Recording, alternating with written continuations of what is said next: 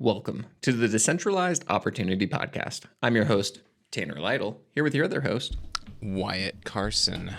Hello to another week. Hello. So we had an excellent conversation last time, and honestly, we got a more. I was surprised by the response we got. Views, and we made the last episode on you and I doing the strengths finders and the BP10 tests and talking about how you and I mesh well together or don't mesh well together. And we had a kind of conversation at the end about, we really got a lot out of that conversation. We really enjoyed it.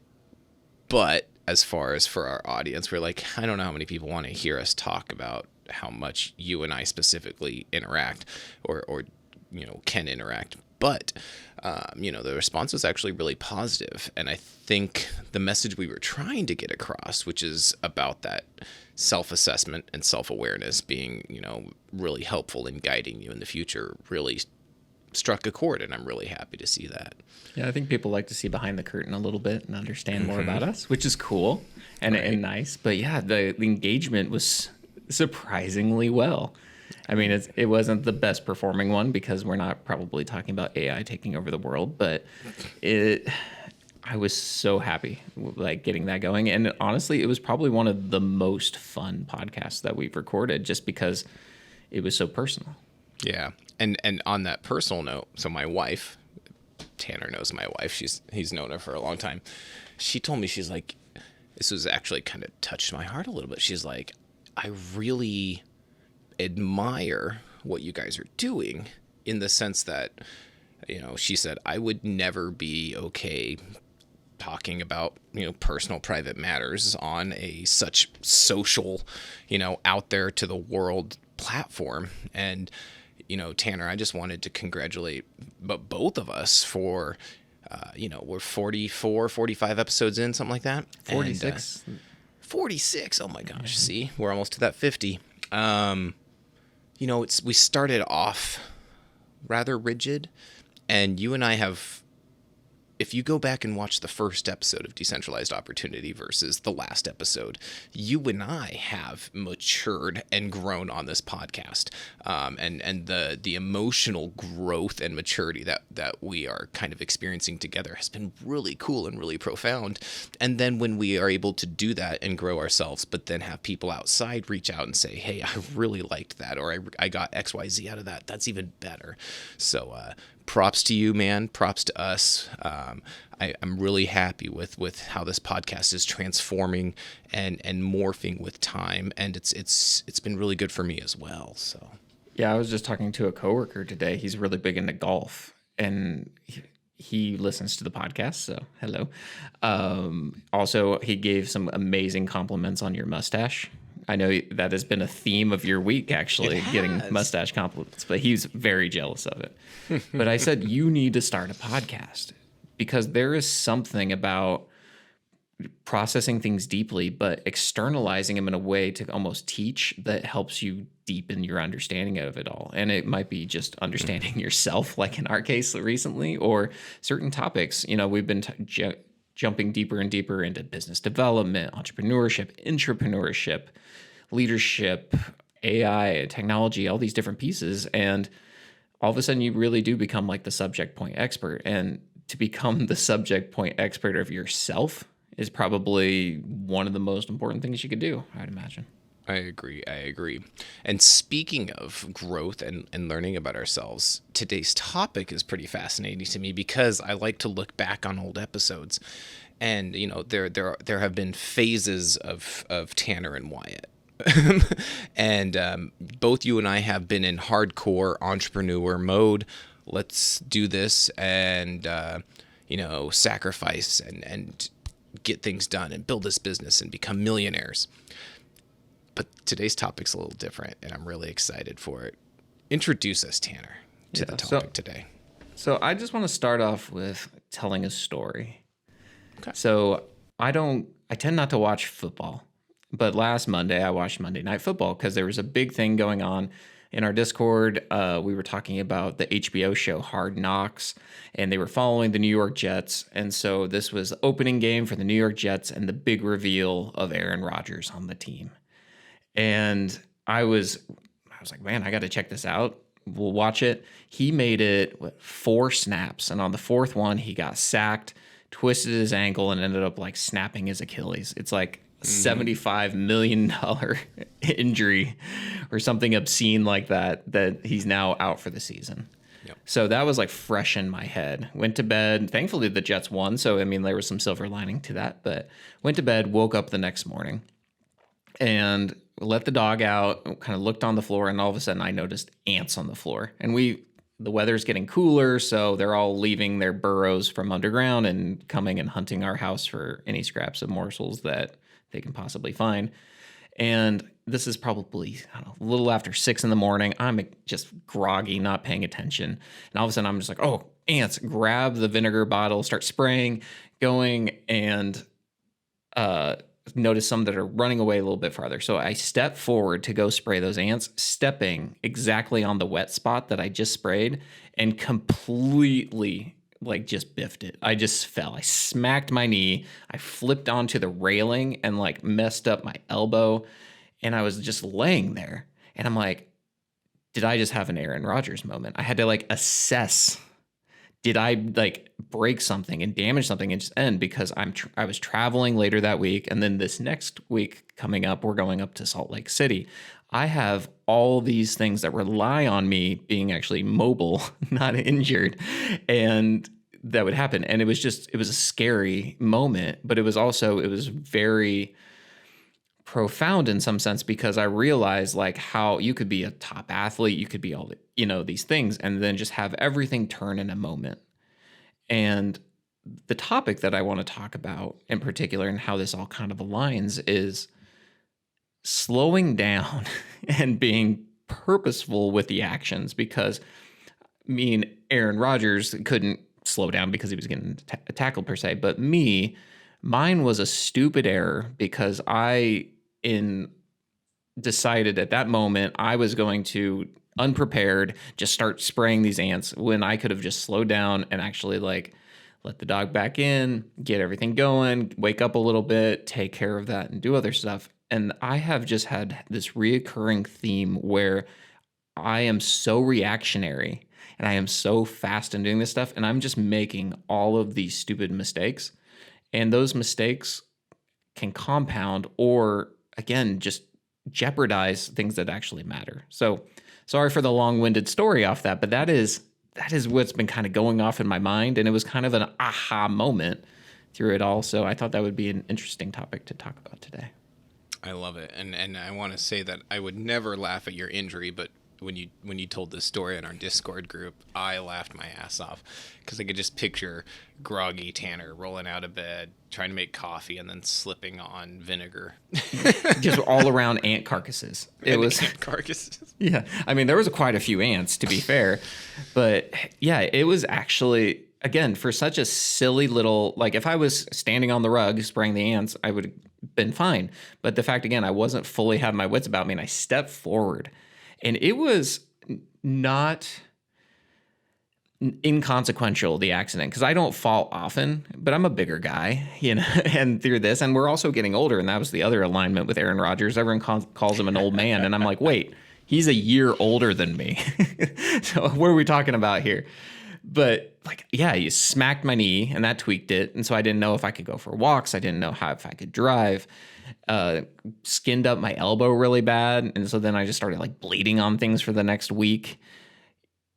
Such a stupid little thing that I didn't have to do in that moment, or do it in that way, again, had such severe repercussions, just because I wasn't fully present, I wasn't fully thinking about it, and I was just reacting to what was in front of me rather than being intentional on it. No, and I understand why you brought this up as a topic for the podcast, because when you elaborated on your story, and then you told me the kind of aha moment behind it, I was like, yeah, dang. And I don't want to focus on age, because neither you or I are spring chickens. Geriatric, but we're not spring chickens. Yeah. For example, I've been noticing a lot lately that Sometimes I'll be walking around the house, just, I don't know, going to the kitchen or something like that, and I'll be like, ow, my knee hurts. That's never been a problem in my life. I've never had knee injuries or knee problems, and suddenly I'm like, oh man, these stairs to my bathroom or something like that are really becoming more of an... And, yeah, physically, you have to come to grips with your limitations, whether that's including your age or anything like that. But you can explode this concept into a million different things about being reactionary and not taking time to consider things. Right before we started this podcast, you and I were just this episode. You and I were chatting about career changes. Not necessarily for you or I, but what I mean is, friends, family. Everyone's aware that the market sucks right now. Layoffs are happening again. And the workforce is going through another massive shakeup, second, third time in like 3 years. It's just rough out there right now. And it's very easy to see an opportunity that could potentially get you out of a hole or get you back to where you want to be and to jump on it. Tanner, have you ever, and please don't give details, have you ever taken a job that you regretted pretty quickly? I did, and I don't mind sharing the details here because it's the only job I've ever actually been fired from.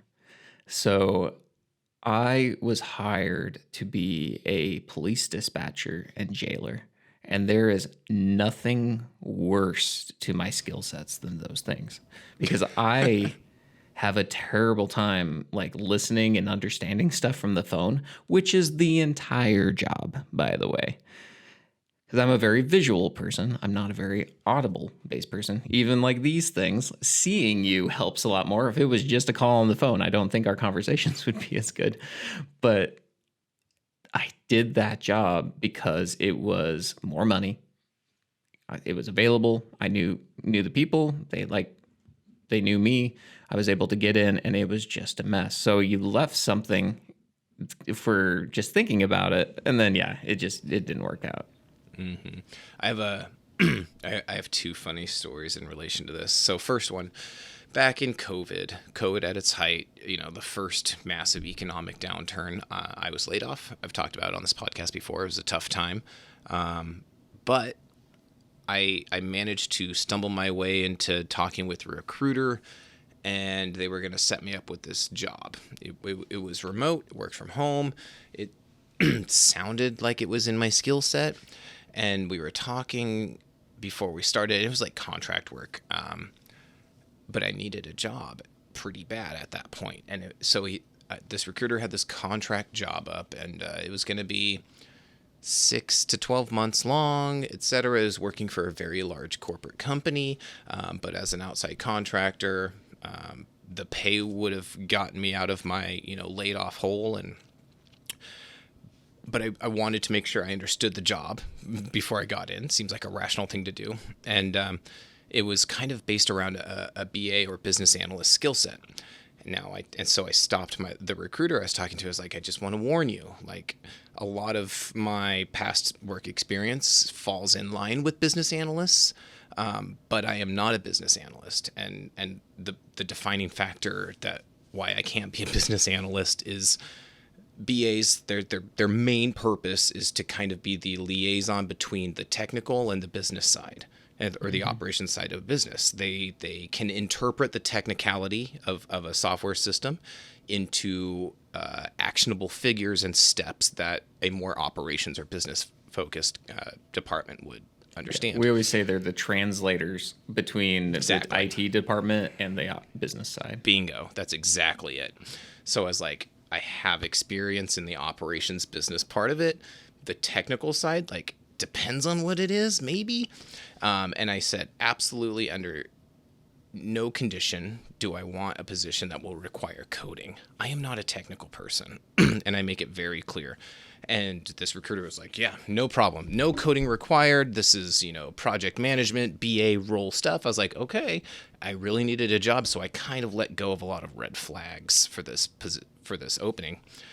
And we go through the whole rigmarole, and, I get a laptop mailed to my house, and I get it all set up and get all of my accounts logged in. And day one, I'm in a team meeting with this boss from a very large, very well-known company, and the team that works with them.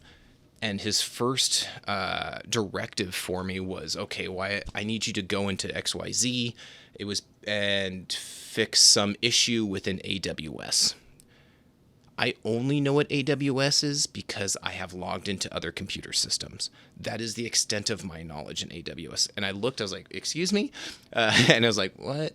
And he's like, yeah, can you do this? And I was like, I don't know. But it was my first day, like first hour of this job. And so we end the meeting.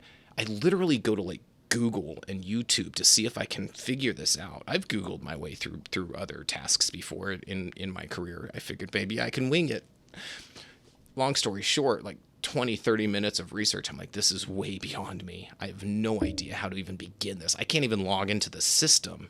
I don't even know how to log into the system to begin touching code and crap. And I was like, that damn recruiter, he pulled the wool over my eyes, got me placed, probably made his commission check off of me, and then left me out to dry. I quit that same day. I was laid off for many, many months. I really needed a job, and I quit that job on the first day because this was not what I could do. And I knew if I tried to BS my way out of this job, I would fail miserably, and it would reflect even more poorly on me. So that was a huge lesson learned for me. My second kind of story about this is same period, my layoff period. I was laid off for 10, 11 months. It was a long time. I had put out 1 million, and a lot of people can relate to this. I put out what felt like 1 million job applications and resumes, and good God, don't even get me started on making so many cover letters. But I was starting to get some phone interviews, the first step really.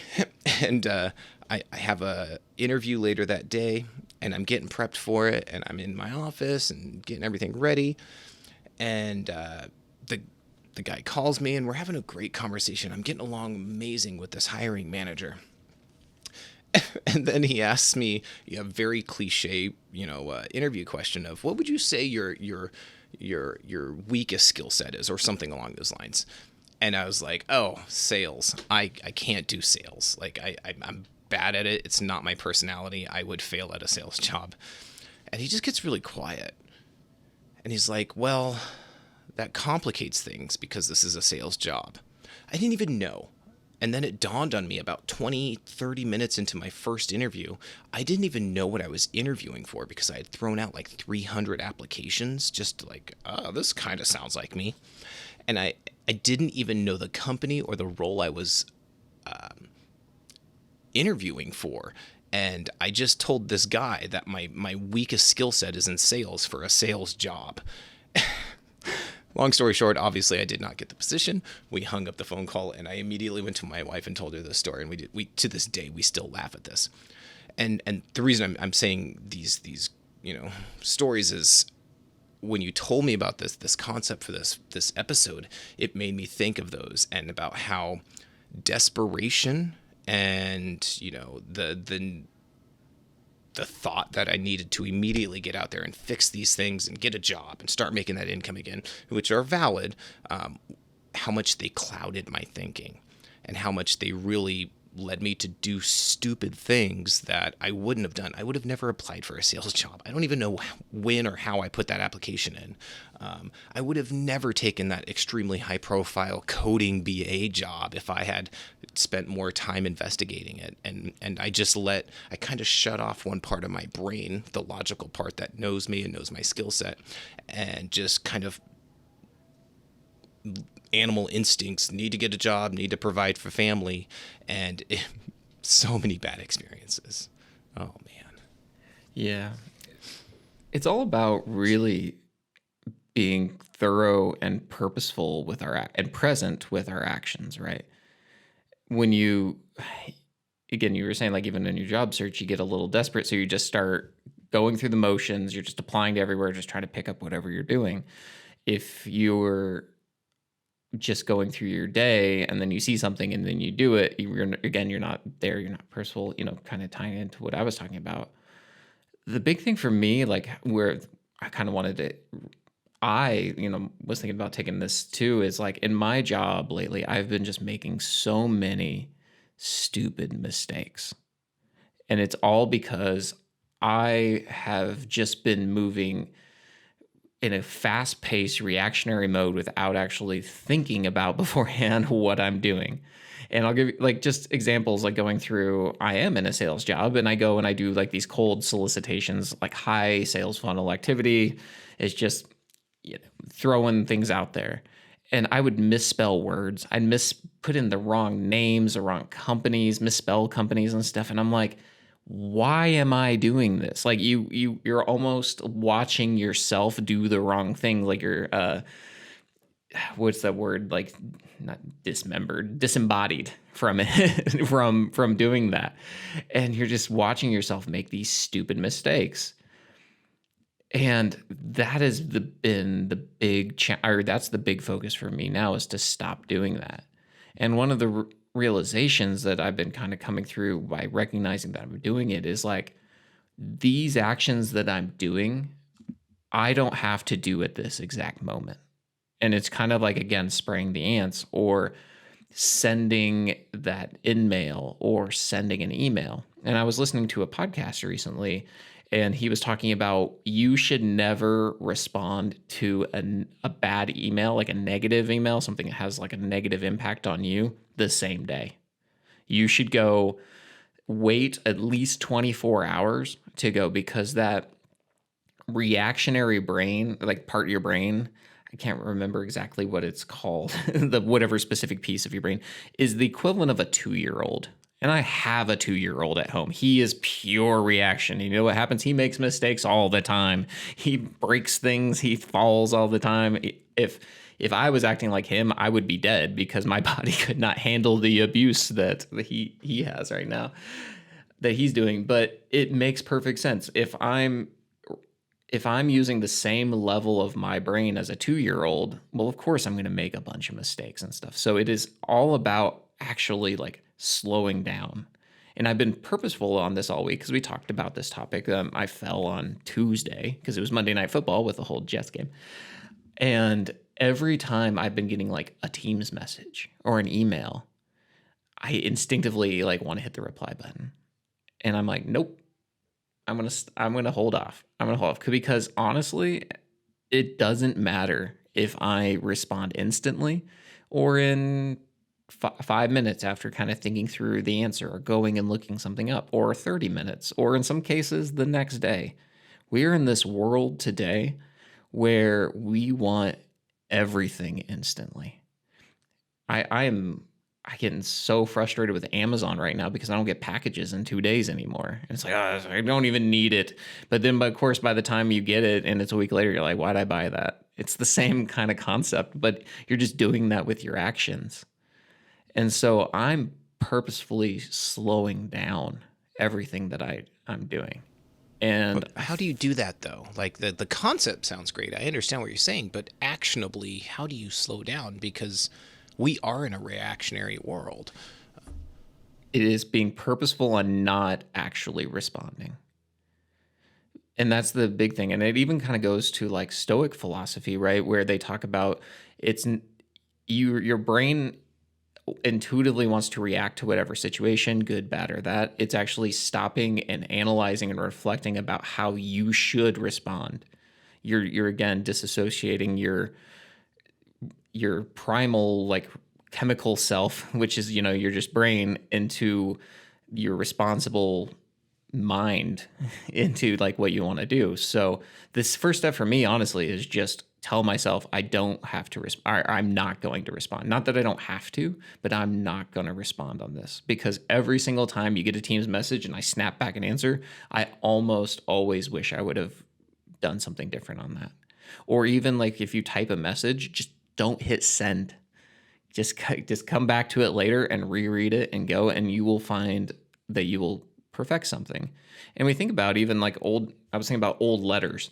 Like we used to mail them and write them, and you'd spend days or weeks crafting a letter to send to somebody, and then they receive it and they would read it, and it might be a month or so until you got one back because transit time is that. the world still moved. It straight up still did. People built relationships and had all these things, and they weren't just constantly discoursing over essentially nothing, or at least less potent things, less meaningful things. And I'm also seeing, like, in business deals, it doesn't matter how fast you respond a lot of times. The deal length tends to take this same amount of time, regardless if you respond the same day or the next day a lot of times. Now, not to say there isn't urgent things that happen. I'm not going to, like, see a fire and then, call the fire department tomorrow. But I could see smoke, really kind of assess the situation, and then call and provide them with more information a little bit better, rather than just going like, I see a fire, and maybe it isn't even a fire. I don't know. Like, I mean, it could just be someone doing a controlled trash burn in a barrel, or has a bonfire or something like that. Again, it's just actually digging in a little bit deeper. You definitely got to be from a small town to understand trash barrel fires. Yeah. Weirdly smells good. I'm not proud to say that, but no, absolutely. I think the world's fast paced. We know that. Business is fast paced. But I agree with your assessment that, is it really? And are we really taking the time to assess the priorities? I know, for example, and this is a habit I really need to try and break. I received a work email last week. It was like a Thursday night or something like that at 11 p.m. And do you know what I did? Frickin' turned my phone on, read the email, and responded. Mm-hmm. And the next day, I was at work, and I thought, that was really dumb. Like, what value did I bring by immediately answering that weirdo who's still working at 11 p.m.? I'm not the kind of guy who will just voluntarily work 11 p.m. That seems insane to me. But by responding, and I had to kind of do a self-assessment of why did I do that? And I, at the moment, firmly believe that if I responded at 11 p.m., they would think, oh, look, Wyatt's a go-getter. And he's taking one for the team, and he's staying up doing the work. Do you want to guess how far me responding to that email at 11 p.m. got me? Nowhere. It was worthless. There was no value in it. In fact, it was disruptive to my life. And so I appreciate what you're saying here, Tanner, because it's starting to make me think of all the times I also do that. But I'm starting to think about the reasoning behind why we do those things.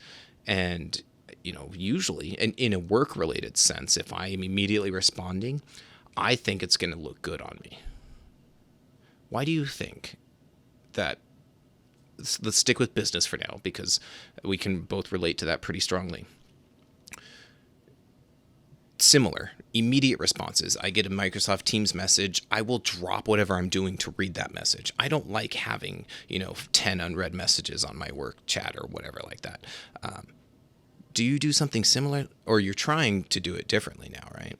Yeah, I've prided myself for years on having like zero inbox, so everything's read, everything's accounted on, and responding instantly for Teams. I will, like you, I will be after hours, I'll be out on a walk, I'll be with family, and then I get something and I have to do it, and it just switches you, and it goes. But there's a book by Cal Newport, and we might have talked about it on the podcast before, maybe not, called A World Without Email. And he talks about how email in particular has crafted what he calls the overactive hive mind. And it used to be that, you would craft memorandums and print them, or to have your, typist actually type them out, or you'd write a letter and you'd send it and they would go and be delivered and do that stuff.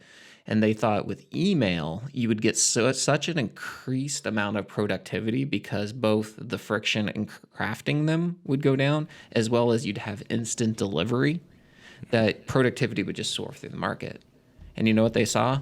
Productivity went down because there's this hyperactiveness, this responsiveness that just ended up flooding so much more information. It just flooded noise channels, because the information sent was no longer like the potent, distilled, needed form. It was just a lot of like, yeah, go do that, or hey, this. How many email chains are probably in your inbox right now of just emails that could have never been sent, and it would have probably been a net positive if they never were. But the fact that it's so easy now for everyone to chime in, then it almost becomes the expectation that you're present by doing it, even though you're not actually doing any work. And that is so much.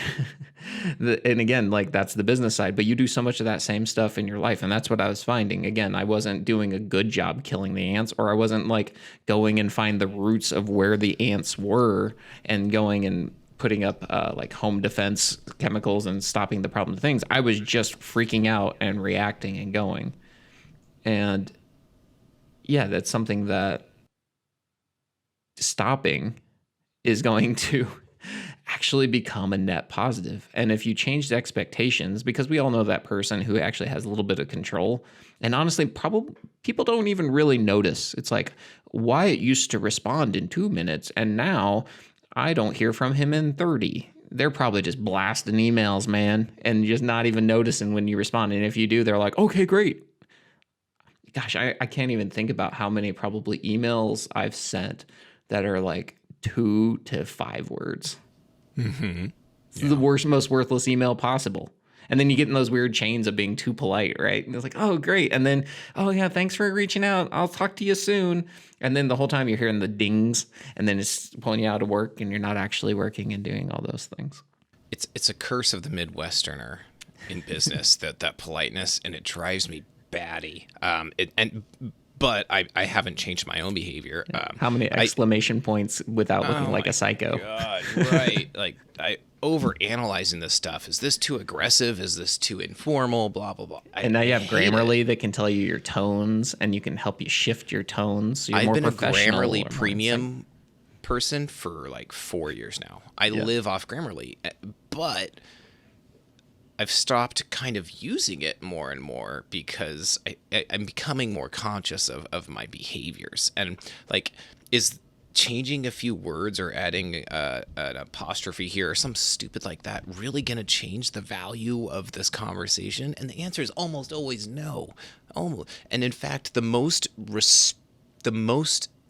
times I get the most response and the most effective answers is when it's short, sweet, and like, hey, this is it. I need this, blah, blah, blah. Or something along those lines. Trying to flesh out a crazy email because of niceties is so dumb. You know, we talk about the phrase, this meeting could have been an email. Well, like you were saying, sometimes an email can be a chat message. And sometimes that chat message never needs to be sent in the first place. Yeah. Grammarly is such a good example, actually, of kind of what we're talking about, where it's reducing the friction to make a structured thing. But at the end of the day, if it has no value in doing that action, then you're just doing busy work. But again, like we feel like when you're actually working and then you get these emails and you get these text messages, you're just constantly juggling between them. And this is another thing that I've been kind of thinking about on this topic, where there's a thing I can't remember the book, but they call it switch tasking, because you can't multitask in life. You can only do one thing at a time. And they use the example, like say your ABCs and then it's like count to 26 or whatever. If you do them one at a time, you can do them really fast. But if you try to do them back and forth, 1 and 2, so you're like A1, B2, you're significantly slower. And it's almost like it's not even, I can't remember the exact percentage, but you're not even like half as slow. You're like way, way slower. It's a profound deal. And by constantly just having my email up and doing these things, and I catch myself all the time. I'm in a meeting and then all of a sudden I start checking my email and I start doing this, and there's no reason that I need to do everything at once. If I slow down and I do them at one time, it's so much better. And I do a better job on it. Absolutely. Absolutely. The other little topic I was listening to was there was an interview with Walter Isaacson. Do you know who that is? He's a biographer. Mm-mm. So he did the Steve Jobs biography. Okay. He did one on Ben Franklin. He just released one on Elon Musk, and he was talking about that. And the question for him was, how does Elon handle like being a CEO of all these huge companies? He got like Tesla, SpaceX, Starlink, and Boring Company, and all this, and how it aligns with what we're talking about is he is never a multitasker. He is what he referred to as a serial tasker. He will spend like 1 hour of full concentration on whatever it is. So it could be like an issue with a rocket. It could be things around Tesla. It could be something going on at Twitter, now X or whatever. And he will dedicate his entire focus to that. And then when he's done, he has some like palate cleanser. So usually that's actually like memeing on Twitter or playing some game or different thing like that. And then he'll move to the next thing. But he fully devotes his attention to that. And I thought, man, that is such a neat concept that I kind of want to try out. I don't know. What's your thoughts on that? Well, it sounds very similar to was it Pomodoro technique, you know, work hard, focus for 20 minutes, take a 5-minute break, do that for a few iterations, and then take a 15-minute break or something like that. And I many times over the last few years, I have tried to do this because I know there's times when I'm just distracted and I should be more focused and more productive. So I've tried this Pomodoro, and every single time I do it, I'm like, dang, there's value in it, and then it falls off completely, and I don't follow through with it. Why does it fall off, you feel? I don't know. I think there's the added step of timing. You know, you have to have a timer on your computer or set on your phone, and once again, I get reactionary in my work. And I could be focusing on my 20-minute block of focused work. During that 5-minute break, I'll get that ping on Microsoft Teams or another random email, and it'll send me in a crazy trajectory, and I just drop everything and go straight back to the reactionary. So what this conversation's doing to me, Tanner, is really kind of making me think that I need to put a bit more focus in this, because focused work is powerful. If anyone out there's ever tried the Pomodoro technique, the very first time you do it, after 20 minutes, you'll sit back and be like, damn, like I was in the zone. I was a machine, and I killed it. The hard part, and this has been a theme of my entire life, is the consistency in doing that and falling back into bad habits, though. Yeah. I wonder if it would help, you know, like what I've been doing the past week is actually like taking things out rather than adding steps. So with like getting an email and then saying to myself, like, don't respond to this right now. Like, stop doing this thing, stop doing this additional action. Just do focus on whatever specifically you're doing, or you get a Teams message, or, you know, there's even times where I'll just close Teams. I'll just have one thing open, and I'm Mr. like tabs in Chrome. Like I will use every bit of RAM that my computer has with Chrome things. And it's like, well, why do I need all these open? Like, do I need to go back to them? Is it actually important to me? Should I maybe just get the information from that tab specifically and finish whatever I'm doing and then closing it? And that is, again, I'm brand new. This is like, we're less than a week in on this, so we could be talking next week and I'm like, Chrome tabs for life. But so far for my week, it has been very good. But I have been, again, there's a muscle memory to it. There's those cues, and your phone is the worst. And same with Teams, like you get all these chirps and little like blinking things in the corner and all this every time you have a message or you get a red dot. And I found myself even driving back from Omaha yesterday, all of a sudden like checking my email, even though I'm in the middle of nowhere on the interstate. And I'm like, there's nothing that I can do or that I need to do now that moves the needle in any meaningful way, but I feel like I have to do that. And I don't know, it's been freeing stopping, and it's been freeing just trying to do less to get more done, or do less at any given time to do it better. I don't know if that makes sense. Yeah, no, it makes perfect sense. I think this is an excellent time to plug something that I've been trying. No, okay. I'm not sponsored by these guys. I wish I was. We should be. But reach out. This has been life-changing for me. There's an app that has, in the last 2 weeks, transformed how I spend my free time. And I know that seems like a big claim, but it's called the Minimalist Phone app. And you get like 3-day free trial, and I think it's like $20 to buy it, essentially, and it's just a giant cover over your normal phone operating system. It does away with all the icons, there's just a giant list of your apps that you have to scroll through of the names. I've forgotten the name of apps. It's black and white. And there's this cool feature where you can hide apps. Now you can still totally use them anytime you want, but you have to go to like swipe right to your list of apps. You have to press on settings. You have to go to your home tab, and you have to go to hidden apps, and then you have to click on the app, and then it'll give you a timer. It'll say, okay, you want to get on Facebook or Instagram or whatever. How long do you want to be on it? And it gives you like 1 minute, 5 minutes, 10 minutes, and 15 minutes. Those are your only options. So sometimes I will genuinely have free time of like, oh, I'm going to go watch some Instagram reels or see the 4 million ones that my wife sent me last night. And I'll go on and I'll go through like 5 steps to get onto Instagram and then set myself for 15 minutes. And I can do that, and it'll shut it off after 15 minutes. And other apps you can, put on your thing, email, whatever. But one thing that's really been amazing for me is, most phones now you can check your digital well-being scores or things like that. I don't know how iPhones work. I'm an Android guy. There's a digital well-being score in most Android phones, and it'll tell you how many times you opened your phone, how long you've been on your phone, specific apps you spent, blah, blah, blah, blah, blah. I'm a little ashamed to admit that before I downloaded this app, my time was like 5-6 hours a day. I was on my phone in some way, shape, or form. I like to think I was working and have work email, but let's be honest, guys. Just wasting my life away. And I'm down to like 2 hours a day on my phone. It's dropped my mindless scrolling amazingly. I don't recommend it for everyone. I tried to convince my wife. She looked at me like I was insane. But this is a great example. We're talking about Pomodoro and consciously, ignoring cues from work or emails.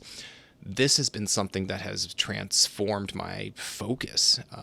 And I don't know why I went on this tangent, but I feel I need to share this with some people because it's been game-changing for me. So, Minimalist phone app. Check it out, people. I want to do in a future episode, because I've been reading a lot on dopamine. And I just finished the book Molecule of More. And I think I sent you the link on that. Yep. And I'm not ready yet because I don't feel like I have enough grasp to discuss it and at a level that I think we should, because I'm still pretty new on that. But there's so much with what you just said around, and what we've kind of tied into and talked to about the overstimulation and the kind of hijacking of our systems. And, we kind of touched on that a little bit and how the modern workplace is, but also it's just bleeding into our lives everywhere. And I don't know, I think the overarching kind of theme and lesson of what our discussion is it's really just slowing down, assessing this information at a conscious level, not a primitive level, and then figuring out the best way to do it and take that action and complete that action. And rather than, if you're out, like in my case, letting the dog, I'm going to feed the dog, finish that before you go to the next task. If it's, you're in a meeting, finish the meeting before you respond, check your email. All these different pieces, just slow down and do it right, but also decide consciously how you should react rather than just reacting. Yeah. That's my summary of it. No, I appreciate this. This has been an interesting conversation. Sometimes we go on random topics, and then I sit back after we stop recording. After we stop recording, sometimes I'll sit back and be like, son of a... Now I got to think about this and evaluate it in context to my own life. So no, this is a fantastic topic, and I think it'll hit with a lot of people, because if you really stop and evaluate how many directions you are being pulled on any given day, whether we're talking about work, whether we're talking about your children or your spouse or your friends group, you are being pulled in a million directions every single day. And reacting or jumping on that very first thing could make you miss out on something more valuable immediately following. Well, and you just make so many stupid mistakes because you're not doing it right. And that's been my struggle, man. That's straight up. It's just, you look like such a B-league person when you're just misspelling stuff. When you're laying on the ground in a puddle of vinegar and ant carcasses. Terrible. Well, Yeah, this was a lot of fun. Thank you to everybody who's made it this far and listened to us. We would love to hear your thoughts on the topic. So comment section, Facebook, YouTube, all the places.